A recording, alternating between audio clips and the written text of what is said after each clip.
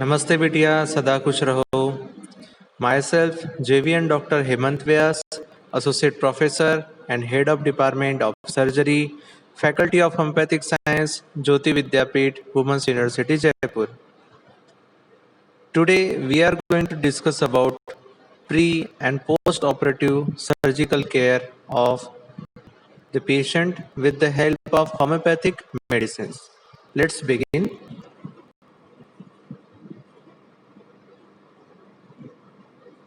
Homeopathy, pre and post-operative surgery.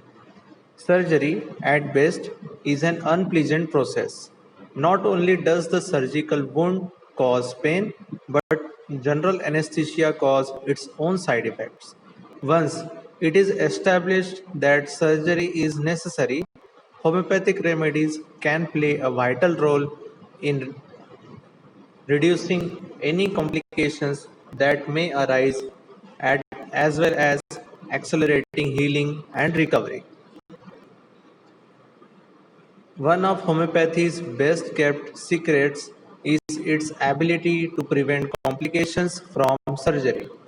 Homeopathic remedies can help in following manner: reduce fear and anxiety prior to surgery. Aconitum napellus, that is aconite, is the first remedy for sudden and violent onset of shock or trauma accompanied with fear and anxiety, which are common emotions experienced before surgery. This remedy is most effective when the patient fears dying from surgery. Next is Gelsemium 30C is a common remedy for the persons who experience great anxiety, apprehension, weakness, and trembling prior to surgery.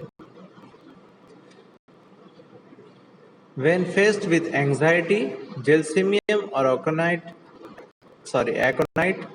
the night before the surgery and another dose the morning of.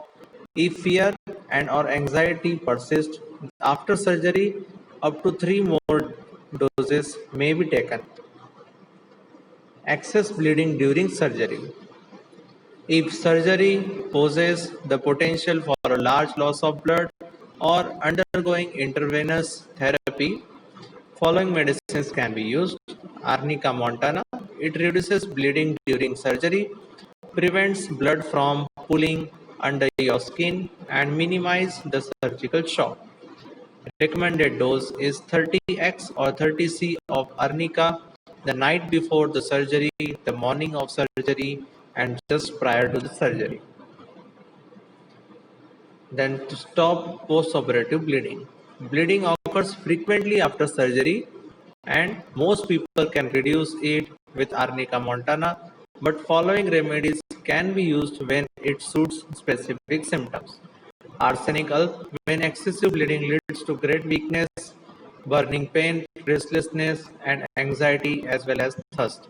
In such symptoms, China officinalis can also be taken.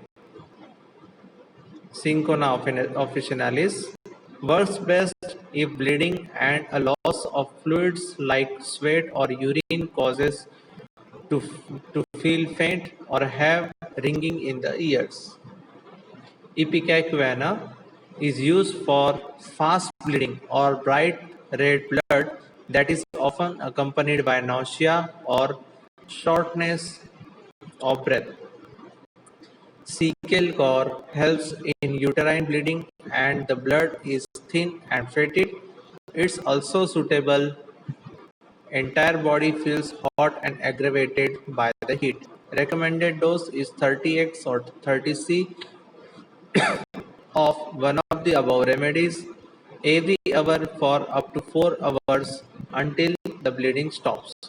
If the bleeding does not slow significantly, try another remedies in the same dose.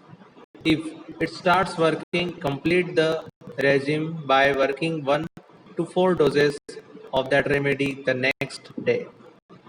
So this is the library reference from which the notes have been taken.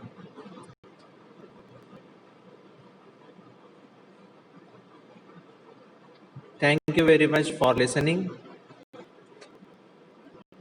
This session is powered by Digital Version 2.0, Jyoti Vidyapeeth, Women's University, Jaipur. If you like this presentation, please like and comment. If you have any query, please comment. I will try to resolve it. Thank you very much.